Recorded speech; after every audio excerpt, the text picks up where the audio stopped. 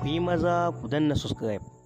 sannan kuma ku danna alamar ƙararrawa domin samun sababbin shirye-shiryen. Simal Ibrahim Sharukan masoyin Annaba a koda yaushe daga kausar murya zuwa ga Rahama Sadau jaruma a Kannywood ba ma tare da ita game da wannan abin da take yi na batanci ake koyi da ita, don haka abin da ta yi shiga ta rashin mutunci ta janyo har aka yi wa addinin musulunci batanci. Mu yan Kannywood ba ma tare da ita, sannan kuma ina sanar da iyayenta wanda suka haife ta in ba za su gaya mata gaskiya ba to mu ta zo gurin da za a gaya mata gaskiya tunda tana tare da mu a sana'ar mu, ko ni na sa ta afim kuma na biya ta kuma ina da hurumin da zan iya cewa ba ma tare da ita. Sannan kuma ina sanar da yan Kaduna ya kamata ga dukkan jaruma ko jarumi duk wanda zai janyo addinin musulunci batanci ya kamata su yi ɗaukar mataki da kansu yan Kaduna, dan mu nan garin Kano akwai wanda ya batanci ga addinin musulunci aka ragargaje gidansu aka kore shi a garin ma ya bar garin. Dan haka in ce wannan abu ma iya